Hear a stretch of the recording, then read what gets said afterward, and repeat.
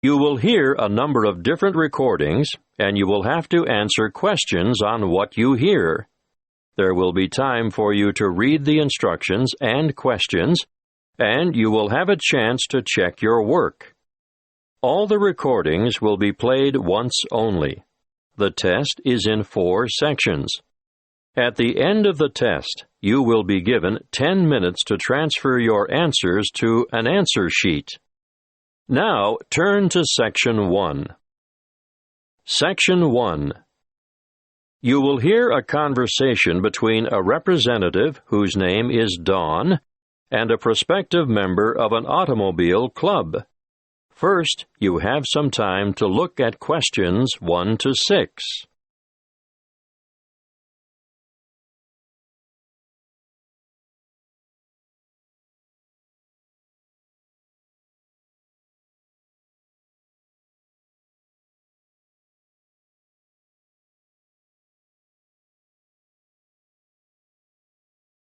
You will see that there is an example that has been done for you. On this occasion, only the conversation relating to this will be played first. Good morning. My name is Dawn Buffett. How can I help you? Good morning, Dawn. I'd like to join the club. Wonderful. Now, have you ever been a member before? Yes, I joined after I left college, and I was a member for 7 years before I let my membership lapse when I went abroad. Gavin was a member for 7 years, so 7 has to be written in the space. Now we shall begin. You should answer the questions as you listen, because you will not hear the recording a second time. Listen carefully and answer questions 1 to 6. Good morning. My name is Dawn Buffett. How can I help you? Good morning, Dawn. I'd like to join the club. Wonderful. Now, have you ever been a member before? Yes, I joined after I left college, and I was a member for 7 years before I let my membership lapse when I went abroad. Do you have your old membership card? No, sorry. I threw it out when I moved. Have you got any other form of identification on you? I've got my driver's license, and my passport, and a couple of bank cards. The license will be perfect. Here you are. Thank you. Oh, the photo is not a very good likeness, is it? No, I've shaved off the beard and cut my hair since that was taken. I'm going to have to make a note of some of these details, and I'd like you to correct me if any of them have changed. Obviously, the number here will be the same. AY916310. Look, you've copied it down wrongly. It's AY196310. Thank you. I'm glad you picked that up. Now, family name? Black, and other names? Gavin Raymond? Yes. And you were born on the 22nd of January, 1973. That's correct. Can I just remind you that you'll need to renew your license by the 19th of May, 2012? You wouldn't believe the number of people who get caught out with an expired license. Thank you. I must admit, although I carry it around in my wallet, I wasn't really aware of that. Not many people are. I've been caught out myself. Now, I can see that you're one of those who has opted out of having an address printed on the card, and I can understand that. Personally, I think it's better security not to have it, in case your wallet gets stolen, for example. I agree. Can you give me your current address for our records? Yes, of course. I live at 29 Sunset Street, Meadowbank. Thanks.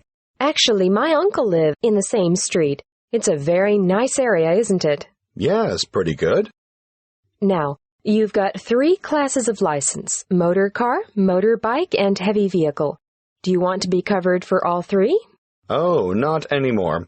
I had a motorbike when I was a student, and then, before I went abroad, I worked as a truck driver for a while. But I never want to do that again. These days, you'll only find me behind the wheel of a car. Well, that's all done. Now for one final question. What's that? I need to ask you whether you've ever had any driving or other convictions or endorsements on your license. Well, I've had a few parking tickets. We don't count those. And I haven't had any endorsements, but I do have a dangerous driving conviction from back in 1993. I was young and inexperienced, and going too fast in wet weather, and I slid off the road and hit a power pole. Well, I have to make a note of that, but you're lucky. Because it's over 15 years ago, it won't be held against you. Before you hear the rest of the conversation, you have some time to look at questions 7 to 10.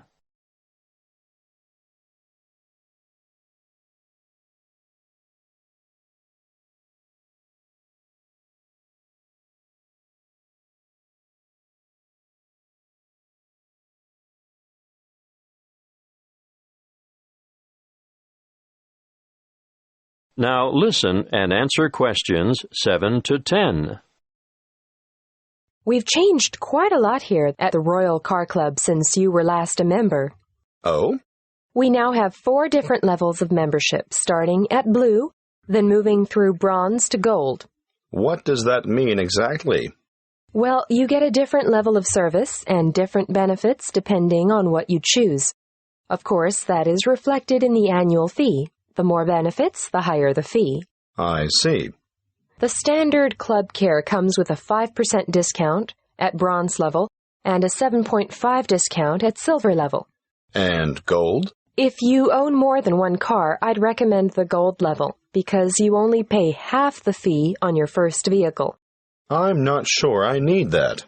Well, bronze and silver have $10 and $20 off the insurance fee, but with the gold membership, say you had an accident and your car was badly damaged or off the road for any length of time, you'd be eligible for car hire at no extra cost. That's good. There's one more thing. If you need to borrow money to purchase a new car, we offer personal loans at a reduction off the general applicable rate. These start at 0.25%, go up to 0.5% at bronze level, and increase to 0.75% at the next level. Gold has a whopping 1.25% reduction on the applicable rate. Well, that is something I should consider, perhaps. Thanks for your help. I'll think it over and let you know. That is the end of Section 1. You now have half a minute to check your answers.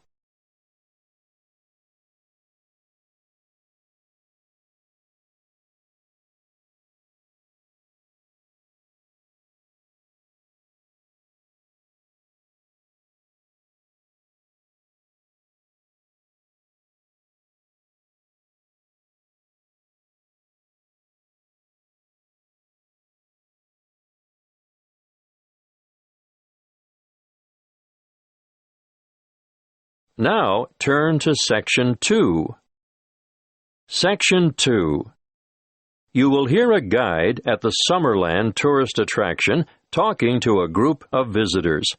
First, you have some time to look at questions 11 to 16.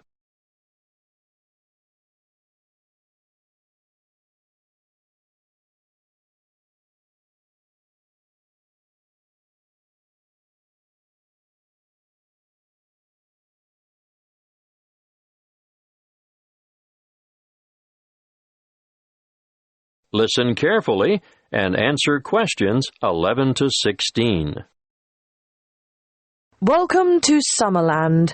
I'm your guide, Jackie, and I'm going to tell you a little bit about what we do and have here before I take you on a tour of the facilities. In our air-conditioned restaurant, we can cater for anyone from the individual diner to families and tour groups, but we also do functions such as weddings, conferences, birthday parties, and so on. We have a delicious modern menu on offer in the restaurant, or perhaps you'd prefer to sit outside in the courtyard overlooking the lush tropical gardens. And for those booking a function, We devise an interesting set menu according to the type of celebration and the client's budget. If formal dining isn't what you're after, we operate a takeaway food bar, which has a range of light snacks and refreshments, just the thing if you're supervising children in the playground. The playground and picnic area makes a great alternative to the beach. If you've remembered to bring your bathing suit and a towel, you can cool off in the water spray park.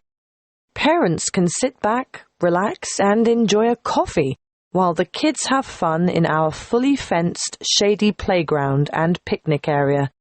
What a way to make the most of the warmth and sunshine we have here in abundance. The older children will love to visit the historic cottage with their parents.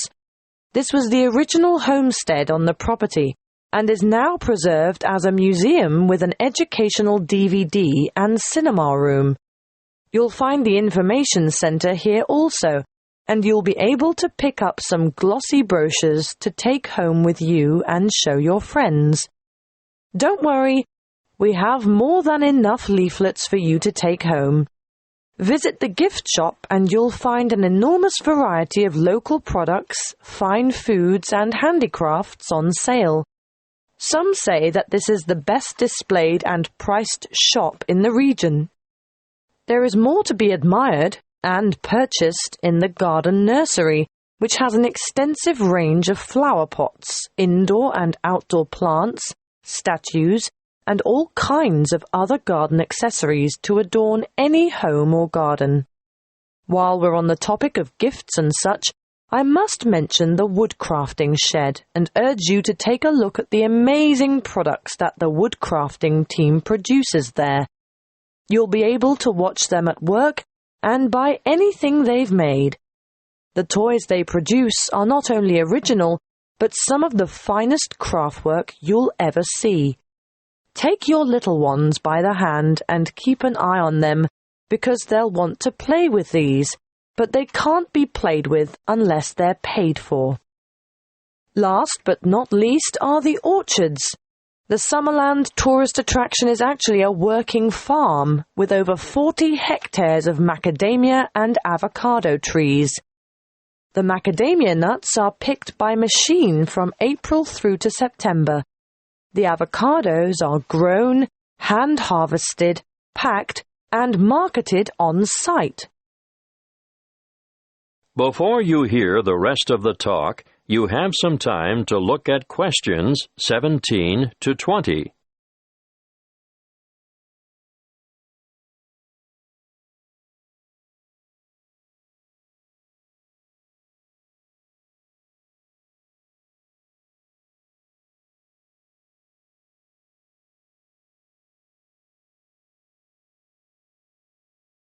Now listen and answer questions 17 to 20. Now, are you all set for the tour? We'll leave the car park and walk in an easterly direction towards the administration building with the parking spaces outside.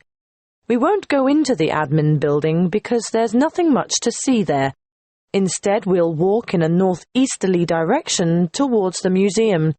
But before we get to it, we're going to turn right, walk past it, and go into that enormous building to watch how the avocados are graded and packed. Well, what did you think of that? Those packers have to work very fast, as you can see.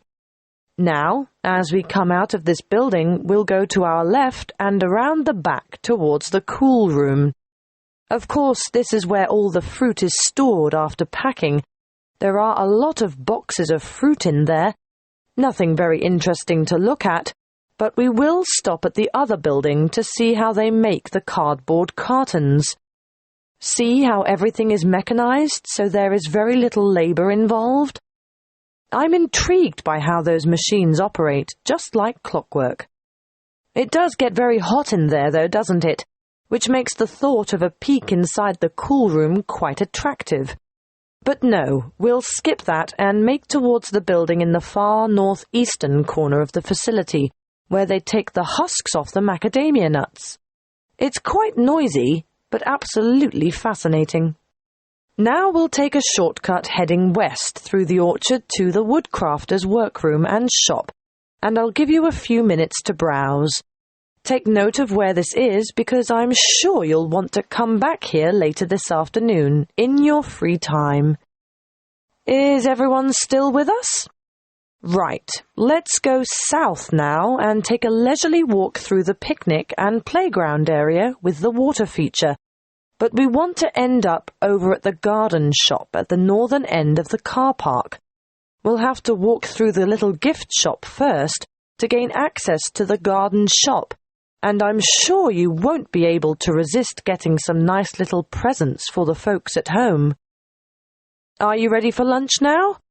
I know it's been a whirlwind tour, but the restaurant has us booked in for 12:30, and after that, you're free to take your time wandering around until the bus leaves at 3 p.m. That is the end of Section 2. You now have half a minute to check your answers.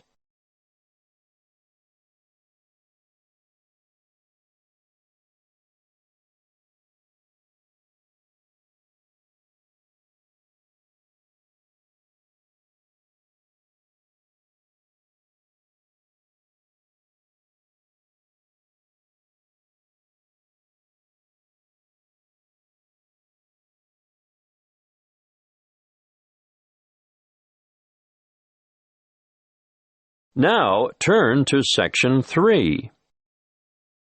Section 3. You will hear a conversation between a lecturer and two horticulture students who are preparing a display for a science fair. First, you have some time to look at questions 21 to 25.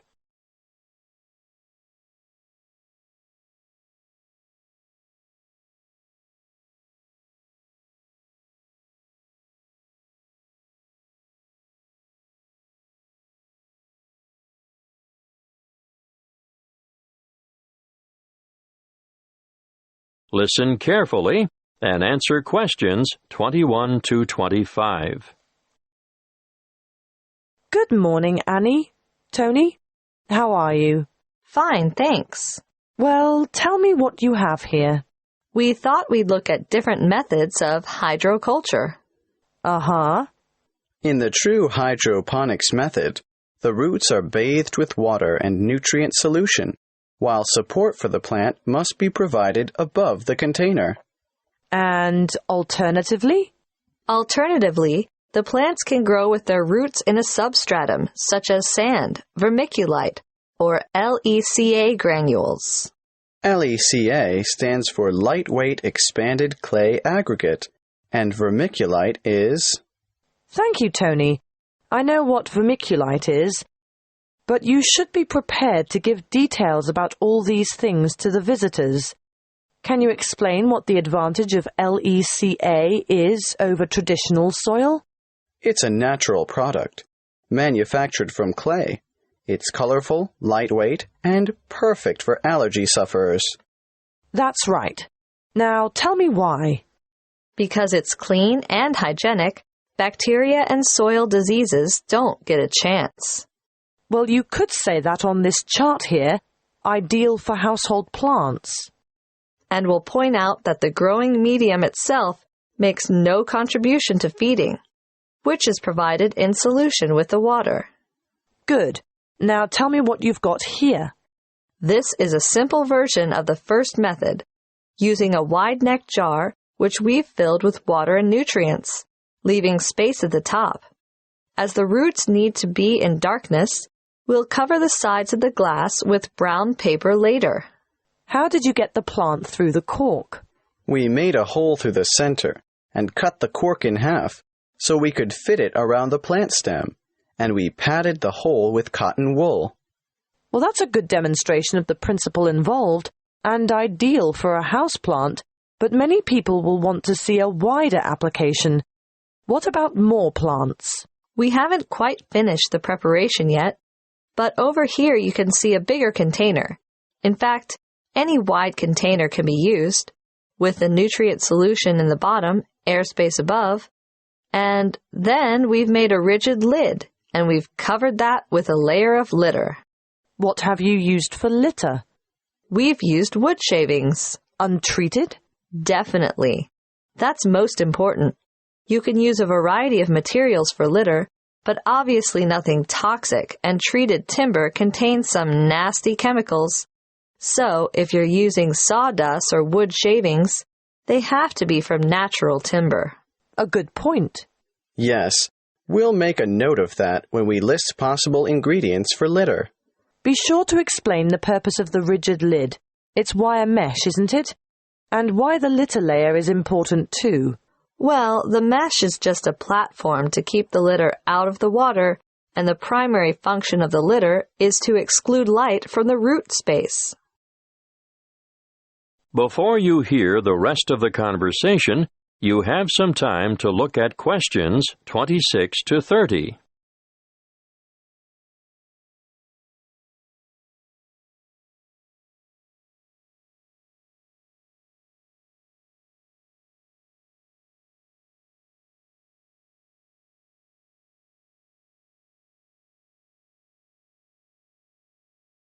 Now listen and answer questions 26 to 30. What you have so far is ideal for the home or office, but what about commercial applications? Well, we're going to demonstrate the nutrient film technique, which is popular with some commercial growers, particularly for the cultivation of crops such as runner beans and tomatoes. Producers would really like to see some innovation in the cultivation of potatoes and yams too, but obviously, this technique is only suitable for those crops which grow above ground. What about peas?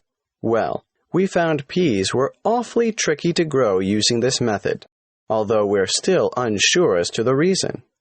Where's the exhibit? I don't see it anywhere.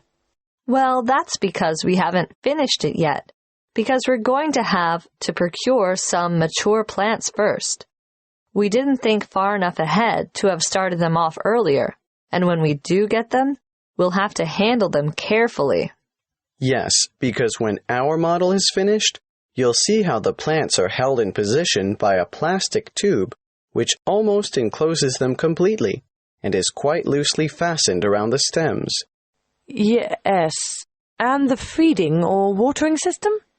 Well, it's a bit different. On a large scale like this, you need to have the food solution trickle down through the tubes. Yes, but the solution must also be rich in oxygen. And what? It just bathes the roots? That's one way of doing it. What's the other way? You can have the solution moistening a substratum of rock wool at the bottom of the container. Rock wool? It's the same as mineral wool. You know, a lightweight fibrous material, the kind of thing used for insulation. Or you can use a layer of paper fiber. Oh, yes. Something that has the capacity to absorb the solution, right? Well, you do need to experiment a little.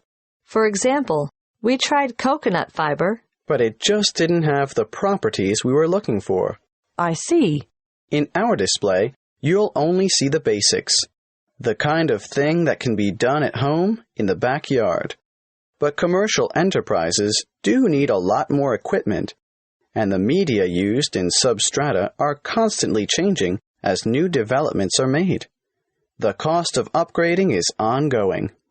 And there's always the potential of outright failure when changing systems from one you know and understand to an innovative one. Of course, there's no room for guesswork in business. You have to try to get everything right first time. That is the end of Section 3. You now have half a minute to check your answers.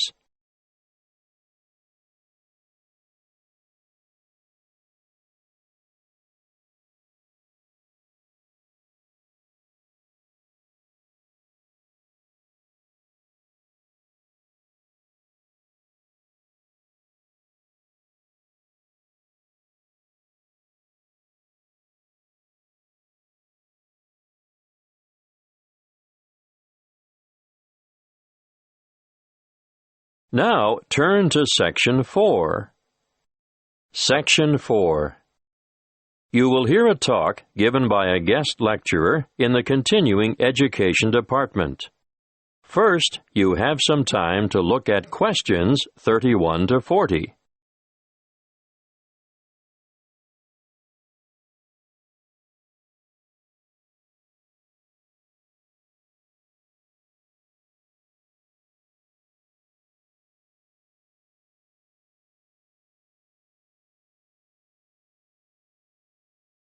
Listen carefully and answer questions 31 to 40. Good evening. I'd like to thank the Continuing Education Department for hosting this series of lectures on people behind the names you thought were fiction. Welcome to this talk on the Grand Old Duke of York. I'm sure you're all familiar with the old nursery rhyme. The Grand Old Duke of York, he had 10,000 men. He marched them up to the top of the hill, and he marched them down again, and so on. But did you know that the Duke of York, immortalized in this popular song, was actually Frederick Augustus, second son of King George III of England and Queen Charlotte? He achieved fame in this way because of the humiliation he suffered at the hands of the French during the Revolutionary Wars at the end of the 18th century. Frederick was born on the 16th of August, 1763, and from the age of 17 he had been trained as a soldier. When war broke out between England and France in 1793, his father, the king, insisted that he should command the British contingent that was being dispatched to Flanders to cooperate with the Austrians and the Dutch. The Duke was a brave soldier, but remember he was only 30 at the time. Not only was he young, but he was also inexperienced in battle, and was unable to cope with the enthusiastic French Revolutionary Army. He was let down by his allies too, and in spite of the arrival of 10,000 fresh troops from England, his campaigns were a disaster. He was driven out of Dunkirk in September 1793, Flanders in May 1794, and Belgium in July 1794. Finally, during the winter of 1794 to 1795, his army retreated to the border of Hanover, and, with his unsuccessful campaigns over, the Duke returned to England. It was after this military fiasco that the Duke of York came to be, rather unkindly, satirized in song. Would you believe, despite all this, King George III arranged his son's promotion to the position of Commander-in-Chief of the army in 1798, and in the following year he was appointed to command an army sent to invade Holland. Again he was unsuccessful, and this confirmed the general opinion that he was not capable of commanding an army in the field. Nevertheless, the rhyme is a bit cruel and harsh, because it doesn't take into account the nature of the soldiers who served with Frederick. All the blame for lack of success should not have been attached to the Duke alone, because the army he had under his command was made up from what is commonly described as the scum of the earth. This is a somewhat offensive term, used to refer to a group of people regarded as despicable and worthless. Who were they, these ordinary soldiers? Well, they were mostly vicious, brutal ex-convicts, or raw recruits, and elderly men. The officers who commanded them were all untrained as military men. In fact, they were anybody who could afford to buy a commission. But here's the really great thing that, unfortunately, the Duke of York is not remembered for. He realized that this was a hopeless kind of army, and he set about improving conditions in order to recruit higher-quality soldiers. He introduced padres. Are you familiar with the term? No? Well, let me explain. You see, members of the British Armed Forces are generally Christians of one denomination or another, and a padre is a Christian cleric or chaplain who ministers to the soldiers and attends to their spiritual needs, without belonging to any particular grouping within the Christian faith. Now, where was I? Yes, Frederick introduced padres, doctors, and veterinary surgeons to the battlefield. Why vets? To attend to the horses, of course. Remember, we're talking about late 18th century battlefields. He was also the founder of the Royal Military College for the training of officers at Sandhurst. Yes, the very same one where the princes and other members of the royal family receive their military training today. Frederick also founded the Duke of York's School in London for sons of soldiers killed in battle. His name is perhaps better commemorated by this school in Chelsea than by the column that stands at the top of Waterloo Steps in St James's Park. In 1807, the Duke was involved in a scandal with a woman, and as a result resigned as Commander-in-Chief. But he was reinstated in 1811 by his elder brother, the Prince Regent, who later became George IV of England. He continued in this post until his death in 1827. That is the end of Section 4. You now have half a minute to check your answers.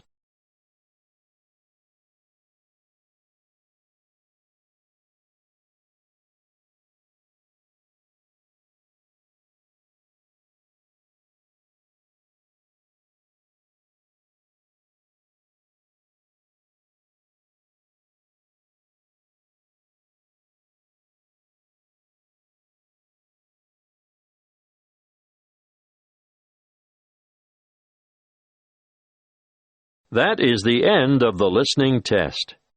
You now have 10 minutes to transfer your answers to the listening answer sheet.